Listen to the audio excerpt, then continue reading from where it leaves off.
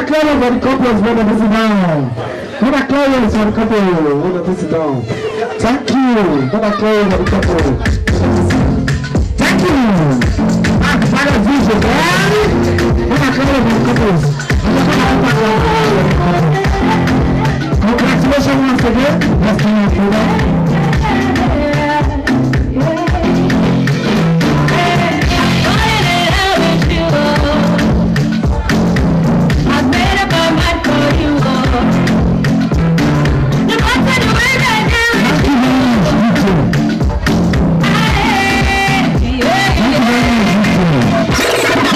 Okay, let's go to the ceremony proper. We want to quickly call on the man of God, the pastor in the house today, to come and open this ceremony. Praise the Lord. I hope we are still in God's presence. Can we just close our eyes for short prayer, please? Every movement ceased. Wherever you are, just stand there. I'm not going to take too long time. Please, if you can stand, please do stand, so that we'll give honor to God. Thank you, thank you, thank you. Father, in the name of Jesus, Lord God Almighty, we thank you. We bless you for whom you are. We thank you for this second session of the program. Lord, we call upon your name. Take control of everything that we do here. Lord God Almighty, don't allow your people to sin against you. Father, I ask, Lord, that everything we do will be to your glory. Come against every plans of the enemy. Lord God Almighty, and even as the family will live here, they will live here blessed. Those who come from far and near, oh God, even at the end, you will also guide them home. Lord, we come for blessing. Let us have that blessing. To your glory, for in Jesus' name we have prayed. Amen. God bless you. Thank you. You can see that. Thank you very much. That's our please.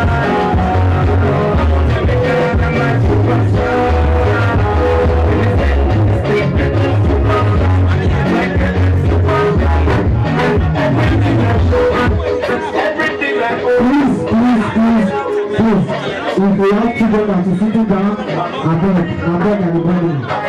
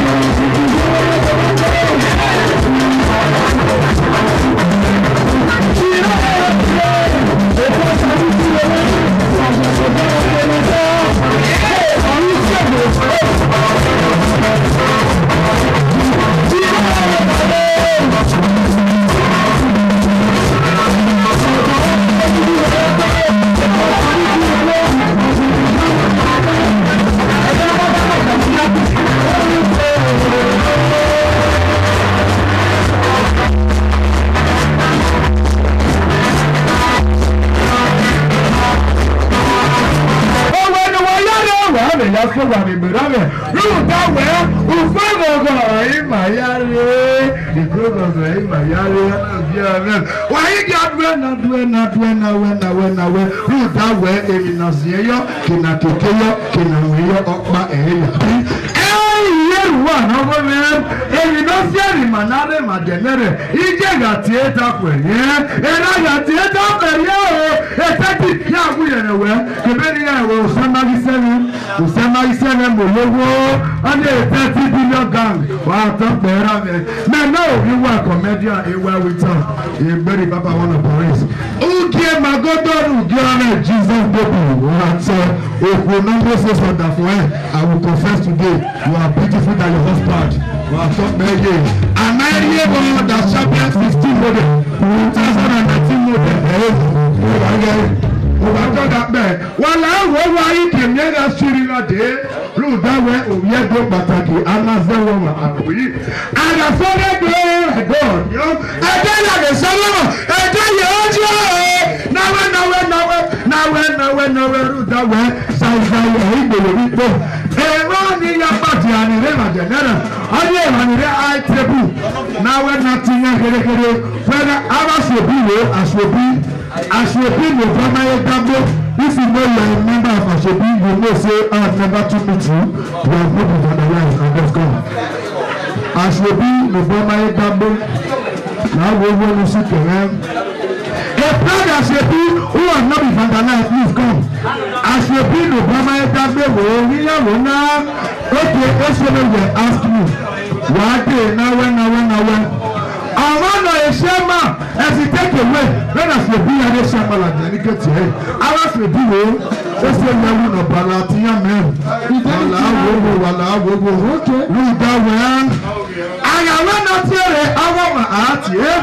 He get Jesus the people. I will take mama what talk and I will later. In a way, yeah, you can why you can Jesus the people. Why you can away. Bonani enere eyomu abu ikari polod iwinere ewamu wa to wa muso eya wo ime wina mu tera ni atina Ashobi to come to the floor Ashobi eyi kederi tiare high table na Ashobi gade na do mu ya wala wo ewe 50 euro or we go do ya fi ni ya ile sezo 50 euro who is 25 who feel no ya ku okay 25 euro.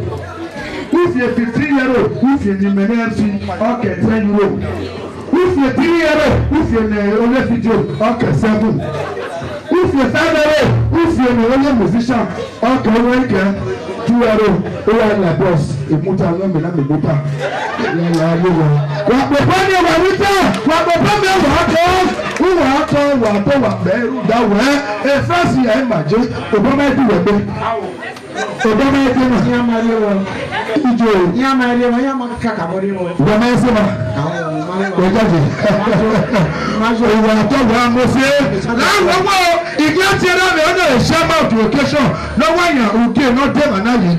Jesus people were egg from mafia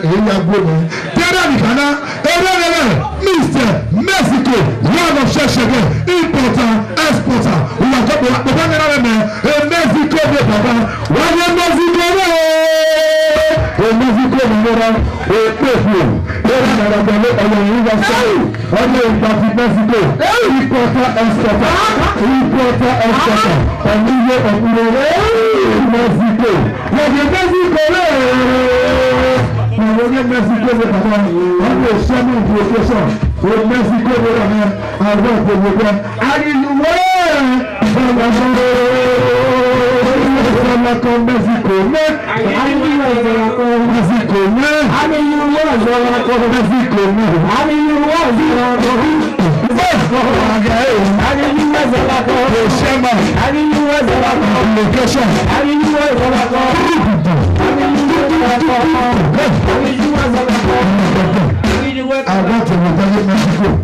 In Mexico, I want to know any flights we found.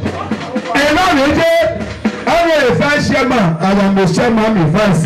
In Mexico, my vice chairman, I'm a vice chairman, Amen. As we be la real book when we are gossiping with Facebook or we are to Kaka. I will ask me. As we be now I will both you. And it is a woman at a grown. I know you where I will need equal or a federal adoption. I want that for me again. I want to say every day. Oh, federal. Ọ̀yà wùdà fún ẹ ọ̀nà ìgbòho ìdí èmi wa àwọn òkú àwọn ẹ̀mí rí o wàá pé èmi tu wà wọ fẹ́tẹ̀ wà wù nọ́tọ̀ wà rèrè náà nìyà jẹ wàtò búwàdì rẹ ọ̀gá jẹ ọ̀gá lọ́wọ́ handle by yourself to your husband say daddy take this girl and name her Sylvia she is very nice after the exam better a daddy àtòbọ̀ ẹ̀jọ̀ ọ̀rọ̀ bust.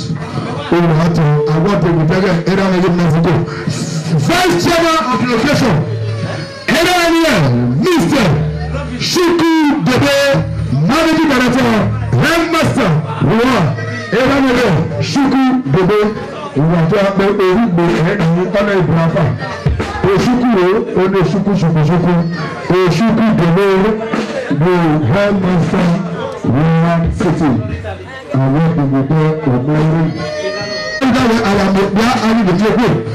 ara ṣòfin wọ́n ti tètè wọ́ ẹni tí wọ́n lè bàbá àti ṣòfin kò ní ẹrú dáwọn ẹ̀yìn mẹ́rẹ̀ ẹ̀yìn ya mọ̀wá bọ̀ 2014 ní yàrá owó tó ẹ̀yìn mẹ́rẹ̀ ẹ̀yìn mọ̀ ní tó àyè láti rí. ẹ̀fọ́ rẹ̀ yéye owó dáwọ̀ ẹ̀yìn mẹ́rẹ̀ ọyẹ́ ẹgbẹ́ wù mí. ètí sẹ́ńdé mi ọ̀gbà wọn náà lọ ìjẹ́ mẹ́ ọ̀gbà tó pẹ́ ìjẹ́ mẹ́rẹ̀ ìfídà kékeré destiny destiny wọ́n apọ̀mọ̀ ìwẹ̀ ìfídà ní ìwẹ̀ ìnù eku ẹyọ ọmọ ọmọ sọsẹwẹ ọtasẹwẹ ọsọkọsẹwẹ wàgbọgbọ ní fídàmẹ wàgbọgbọ dẹmẹ òpópó náà òpópó òbí jẹ iye nàgàdàlẹ ọyọrẹ ìlàsọnà iye nàmàgà mọgbẹsọlẹ ìwàdọlà mọfẹ ẹfìdẹkọwẹ ìyàwó arásòbí ẹmẹsìkò wáyé mẹwìí tẹlẹ ìjọba tuntun kẹlẹkẹlẹ bẹsìkọlẹ ìjọba tuntun kẹlẹkẹlẹ bẹsìkọlẹ ìjọba tuntun kẹlẹkẹlẹ bẹsìkọlẹ ìjọba tuntun kẹlẹkẹlẹ bẹsìkọlẹ ìjọba tuntun kẹlẹkẹlẹ bẹsìkọlẹ ìjọba tuntun kẹlẹkẹlẹ bẹsìkọlẹ ìjọba tuntun kẹlẹkẹlẹ.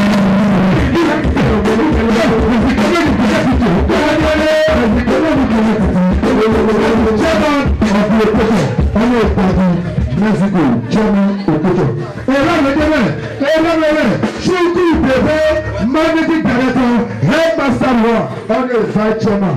Shuku Debe, Shuku Debe, managing director, head, Baba Iwobuwa Fime, Obawe, Baba Bebe, Wale Debe, on the Swagger Papa, area, DJ Kelly. Era ina mi ọni ere kùtè kẹ́ni ìwọ́n wà fún wọn ìwọ́n ìgbẹ́rù rẹ̀ ìjú ẹ̀rọ.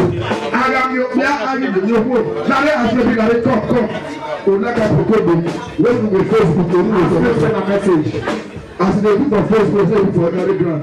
Ìwọ́n ní ọ̀rọ̀ ìyẹ́rẹ̀rẹ̀ Mrs. Faith Ehidata aka Mama Joseph of Machine Benjamin Mekele ọ̀nìyẹ Mekele people all the way from Benjamin Madam Faith Ehidata all the way from Mekele all the way from Mekele Benjamin hey Madam Fatima all the way from Mekele hey Okpokwo Omije Okpokwo hey Okpokwo Omije Okpokwo Omije Madam Faith Ehidata Okpokwo Omije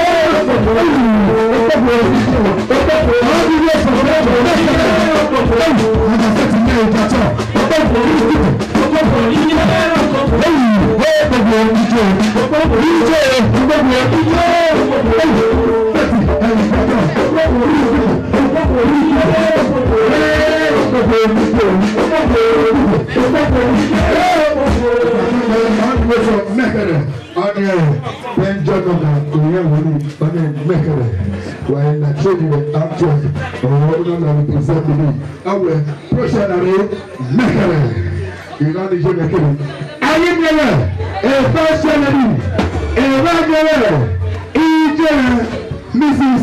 Ruth Osayade. Wow, I saw you all the way from Benjo, on the Benji. Hey, you know? All the way to Emilia. Over there, Emilia Yaku. I'm not getting at the roots. We were told up to say, when you Sayade, on top of Sayade, I went to Sayade, all the way from Benjo.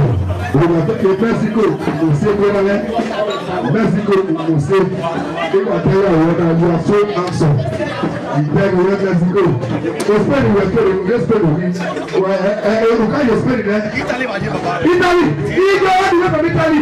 Why am I Italy? Our father of the day, only father of the day, Mr. Anthony Adegoke, Managing Director, SS Hotel, Lagos, all the way from USA, United States of America. Mr. Anthony, hotel manager, all the way from hotel. He won't do that for me. Then I will say,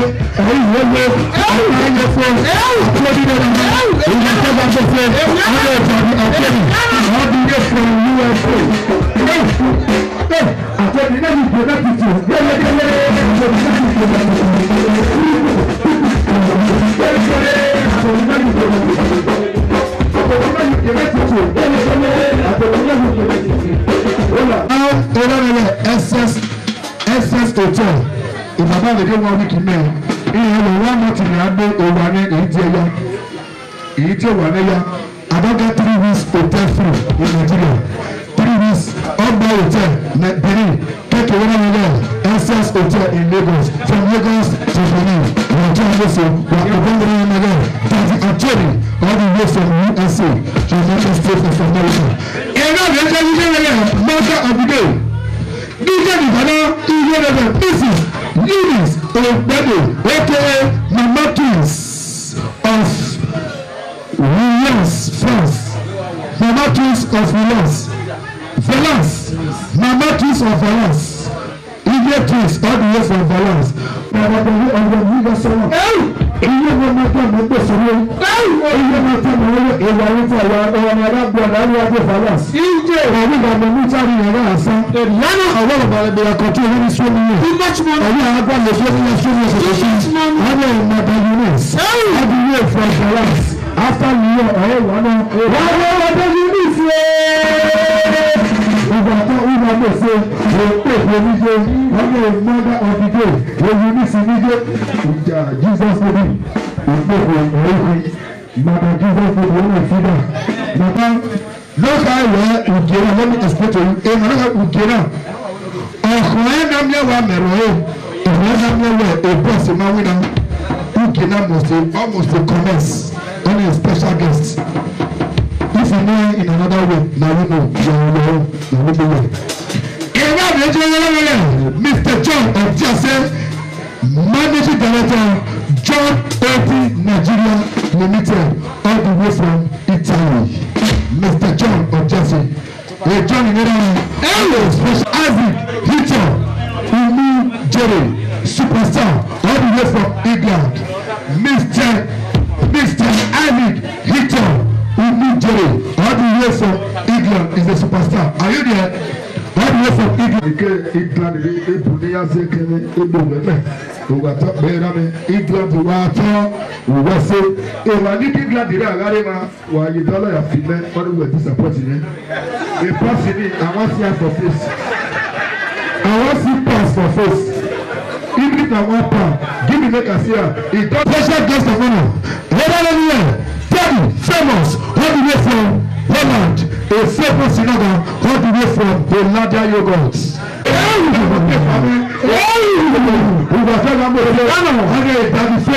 all the way from Holland. After the night, we were talking. Special guest, Mr. John Egbedofu, Managing Director, Adonai African Markets and Destiny Channel Salon, Padova, Italy. Padova, anybody now follow?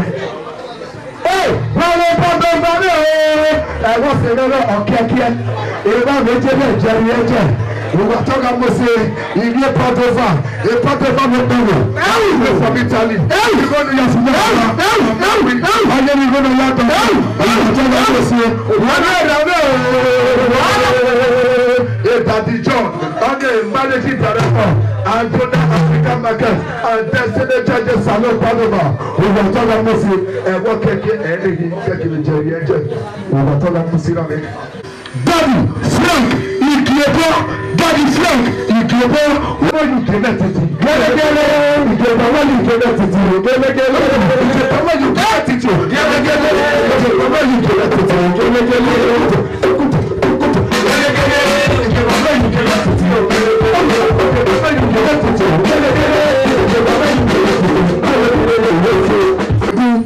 special guest to be had today. And a special guest like you who are you war. Imagine Mr. Tayode Bamidele, importer, exporter, all the way from Italy. I know.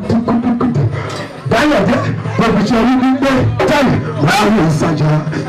Bayode, hey, Sisi Chaiwa, Bayode, go by Sheshman from Napoli, Italy. Mr. Sheshman, all the way from Napoli, Italy. Ora, all the way from Napoli, Italy. No, if that is return, I'm not going to call it, but it's far. Wait for the come far, it's not easy. You need to transit 7 times to reach here. In Napoli. Mr. Anthony White, all the way from Ferrara, Italy. Again, the Ferrara, il a les kidnappés pour Ferrari. Daddy Anthony, all the way from Italy. Il va nous la filmer en Maui, on y a vu le yard, on peut y aller, mon papa qui n'a rien. Est-ce que ça va la vie? Il dit que on va faire pas une ouais au gars de Paris, on va signer pour les deux. Moi, il va le temps, non tiens, on se va nous que plateau, on dit tiens, et n'a tiens, ou j'ai, après un peu visa, il va nous la filmer en Maui visa. Il y a many care they were in that when we have Gunego, you talk to me as a responsible man. On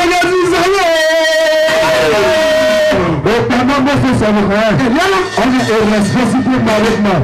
I want to go back on now. Amen. Now we will let this happen. If you are here, no man, no one here.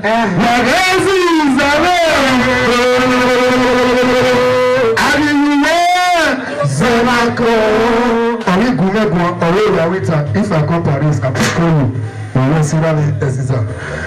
What we wait from Germany. The first thing you donate it to, first thing you donate it to, the first thing you donate it to, first thing you donate it to, first thing you donate it to, first thing you donate it to. We are very, very pretty and handsome and beautiful. Yes, sir.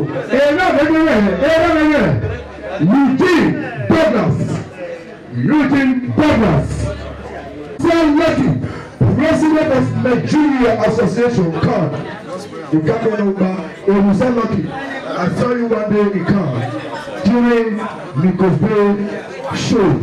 It was so lucky. Why are you saying all the way from Kansas City? You go to that for them on my wing. And I will say, you don't know how we go to that for them. I don't see. I don't know how you say. Why are you saying I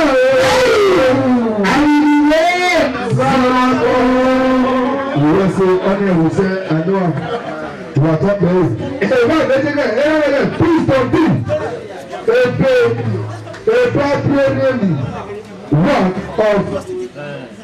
One of aka chop money. If I'm not this is Osaye all the way from France. Osaye special guest of honor. Osaye we are talking about Osaye Baba Absama Baba Osaye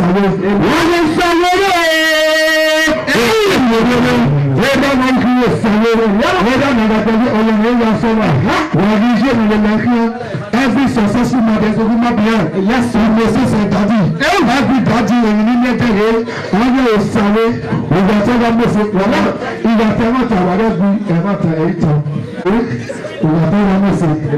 Èrò ìdẹ́gbẹ́rẹ́ Mr. and Mrs.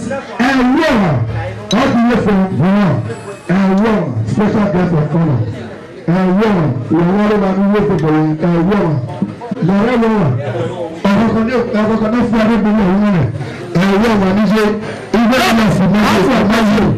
Imagine wẹ̀rẹ̀ àríyá mẹ́ga ṣe wẹ̀rẹ̀ ọ̀fọ̀ ẹ̀gbẹ́ ọ̀nà ìwé nílẹ̀ fún mẹ́má wí Ẹ̀wọ̀ wà níṣẹ́ ìgbà tó wà mọ̀ọ́sẹ̀ òyìnbó hàn ẹ̀rọ hàn wọ́n bàbá Mr. and Mrs. ẹ̀rọ hàn àbẹ̀yìn máa rẹ̀ ọ̀yọ̀kan rẹ̀. Ìjẹ́ ẹ̀rù ìjẹ́ tẹ̀tí tẹ́ ẹ̀rù ìwọ̀kan ẹ̀rọ hàn ẹ̀rù ìgbàgbọ́ náà ẹ̀rù ìyẹ̀wò àwọn ẹ̀rọ sí ẹ̀rù mẹ́rẹ̀ nà mọ̀mọ́ ẹ̀rù kúnà mẹ́rẹ̀ nà mọ̀mọ́ ẹ̀rù ìkọ́ ní àfi mẹ́rẹ̀ ọ̀hún ọ̀bá ní ìfẹ́ fọ́lẹ̀ ẹ̀rọ hàn wọ́n ti yé pẹ̀fẹ́s ìgbà tó yà mọ́sẹ̀ ìwọ́n tó kù ẹ̀yìn àkìrò náà ẹ̀rọ hàn èyí ìgbà tó yà mọ́sẹ̀. Àwọn ẹ̀rọ gẹ̀ Mr. Adams àwọn ṣẹ́mu lọ ìpàdé ṣẹ́mu nìyọ́ àwọn gbé ọmọ ọmọ èdè sí mẹ́ta lárí àwọn náà rò mẹ́ta mẹ́ta ló sí mẹ́ta mẹ́ta owó pàṣẹ ìdínkù wà á tọ egbò wà yá wà wẹ́sẹ̀ olùkòtò òwẹ́sẹ̀ ẹ̀yẹ náà lẹ́jọ́ ẹ̀yẹ náà lẹ́wẹ̀ Mr. àfìrí kú àbí àgẹ̀lẹ́ sí ikú èkó yé rẹ̀ jùlọ náà mọ̀ òkè sí. sílẹ̀ òpó ìkòníjẹ ọdún ìmọ̀ni nọ́ọ̀sì ODA from Lagos Nigeria ọdún beauty and cosmetic nọ́ọ̀sì oníjẹ ìjúwèé ìwà tó máa mọ̀ọ́sẹ̀ ọdún ìmọ̀ni nọ́ọ̀sì wà ní gánì lọ́jọ́ wà tó máa mọ̀ọ́sẹ̀ wà ní nọ́ọ̀sì number 1 of Germany all the way from Germany religious visa religious visa